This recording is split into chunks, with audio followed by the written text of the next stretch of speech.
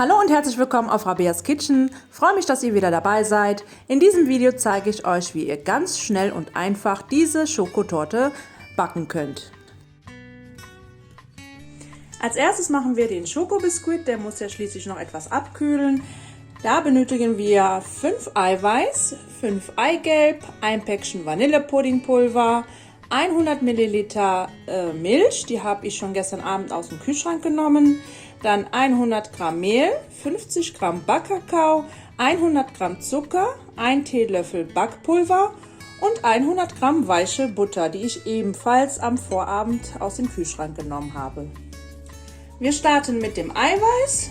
Das gebe ich jetzt in meine Küchenmaschine. Ihr könnt das natürlich auch mit einem Handrührgerät machen. Dazu gebe ich circa einen Teelöffel Zucker hinzu und das Ganze wird jetzt circa 2-3 Minuten aufgeschlagen, bis es steif geworden ist.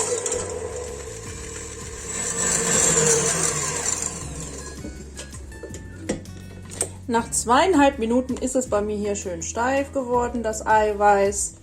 Und dann können wir auch schon mit den restlichen Zutaten weiter beginnen. Das stellen wir uns jetzt erstmal beiseite. Ich nehme jetzt eine neue Rührschüssel. Und darin gebe ich jetzt die Butter. Butter will nicht rauskommen.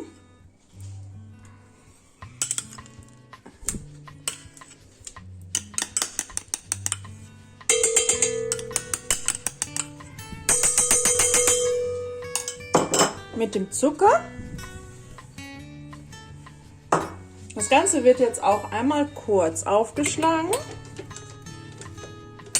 So.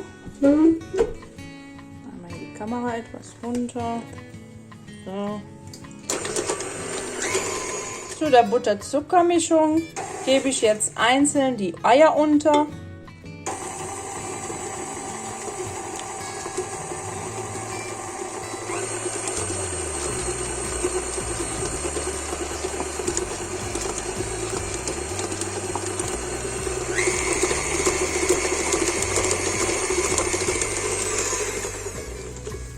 Wie ihr sehen könnt, ist das eine schöne cremige Konsistenz. Dann gebe ich jetzt Mehl, Kakao und Backpulver hinein. Alles mische ich schon mal vorab. So, das mische ich jetzt einmal hier. Mehl, Backkakao und Backpulver. Und das gebe ich dann, den Puddingpulver gebe ich auch zum Mehl und Backkakao hinzu. So.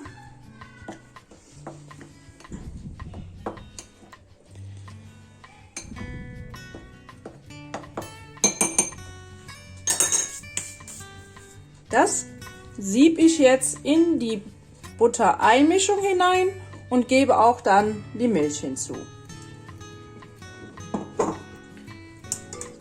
Upsala, fällt mir die ganze Schüssel rein. So. Ist mir schon mal passiert, dass mir die Schüssel in den Teig reingefallen ist. Und zwar, was habe ich da gemacht? Das war ein Short-Video. Was war denn das nochmal? Achso, ja. Ein Tassenkuchenrezept. Habt ihr das Short-Video schon gesehen? Schreibt es mir mal gerne mal in den Kommentaren, wie ihr den Tassenkuchen findet. So, meine Kinder spielen im Hintergrund. So. Jetzt gebe ich, wie gesagt, langsam die Milch hinzu.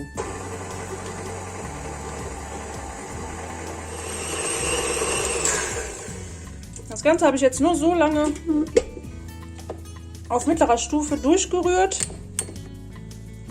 bis halt das Mehl eingearbeitet worden ist, nicht zu lange. Und jetzt kommt das Eiweiß. Das jetzt nicht mehr mit der Küchenmaschine einarbeiten, sondern mit einem Teigschaber. Dazu gebe ich einfach portionsweise das Eiweiß hinzu und hebe das einmal unter.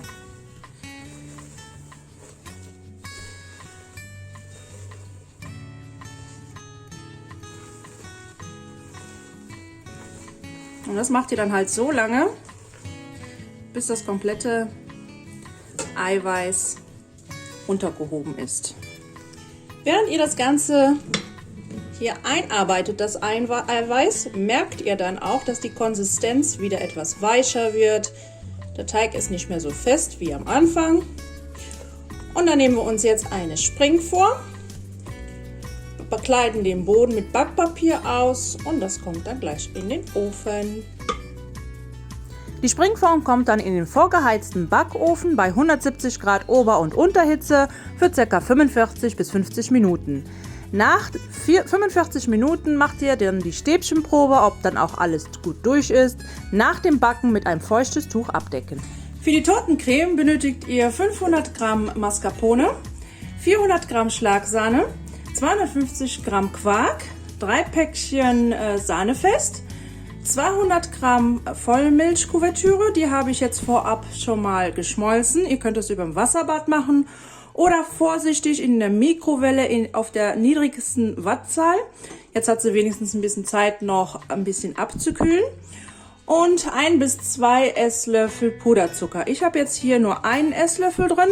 Später kann ich immer noch gucken, ist mir das süß genug oder nicht. Dann gebe ich später nochmal 1 Esslöffel Puderzucker dazu. Müsst ihr einfach mal probieren, ob es euch süß genug ist. Als erstes schlage ich kurz die Mascarpone auf, gebe dann den Quark hinzu, nochmal kurz aufschlagen und gebe dann die Sahne hinzu.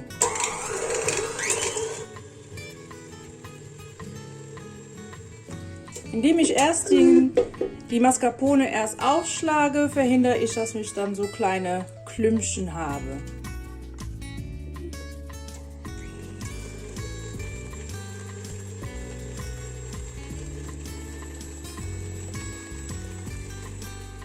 Einmal kurz vom Rand in die Mitte nochmal mit dem Teigschaber. Und dann gebe ich jetzt langsam die Sahne hinzu.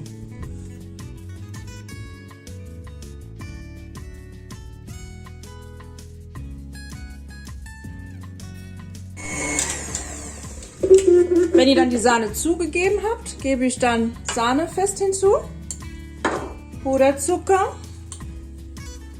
ja, da war noch was drin,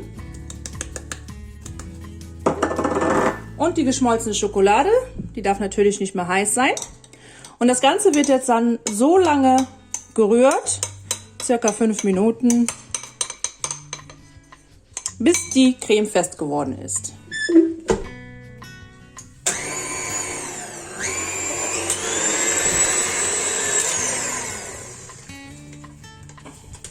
So, die Creme ist jetzt fertig und jetzt geht's ans Schichten.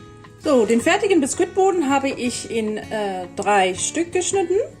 Die sind so richtig schön saftig geworden, haben eine schöne Porung. Den ersten Boden stelle ich mir schon mal auf eine Drehplatte oder ihr könnt auch eine Tortenplatte. Das ist der oberste Boden. Und den mittleren Boden, den hebe ich mir für ganz zum Schluss auf. Der hat eine schöne glatte Fläche. Den gebe ich ganz nach oben. Da die Böden sehr schön saftig sind und ich sowieso die Torte erst morgen anschneiden werde, braucht ihr theoretisch die Böden nicht zu tränken. Die sind schon saftig genug. Aber wer mag, kann ganz wenig fertigen Trinkkakao nehmen und wirklich nur ganz wenig drauf machen. Also das mache ich jetzt mal hier. Ich mache jetzt ungefähr ganz wenig, so 2-3 Teelöffel von dem fertigen Trinkkakao gebe ich hier drauf. Und darauf kommt dann unsere Schokoladencreme. Das reicht schon. Wer einen Tortenring hat, kann den Tortenring auch nochmal um die Böden herumlegen. Dann könnt ihr das besser stapeln. Wer keinen Tortenring hat, der kann das auch per Hand hochstapeln. So, jetzt gebe ich die erste Schicht Schokocreme drauf.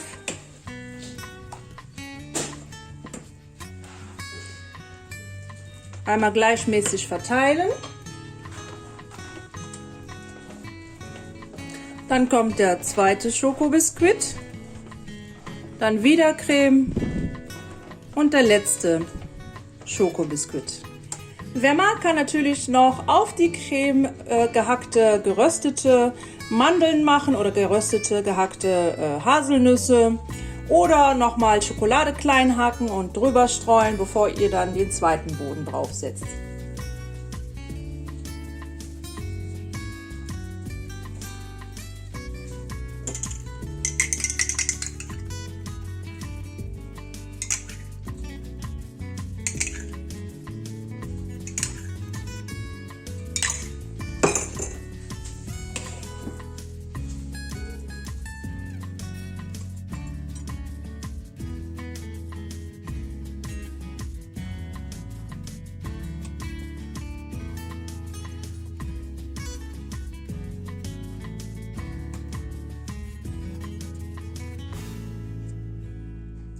So, wenn ihr dann oben angekommen seid und oben alles glatt verstrichen habt, dann kommt die Torte jetzt für circa 1 Stunde nochmal in den Kühlschrank. Nach 1 Stunde habe ich die Torte aus dem Kühlschrank genommen, den Tortenring entfernt und jetzt verstreiche ich mit der restlichen Creme den Rand.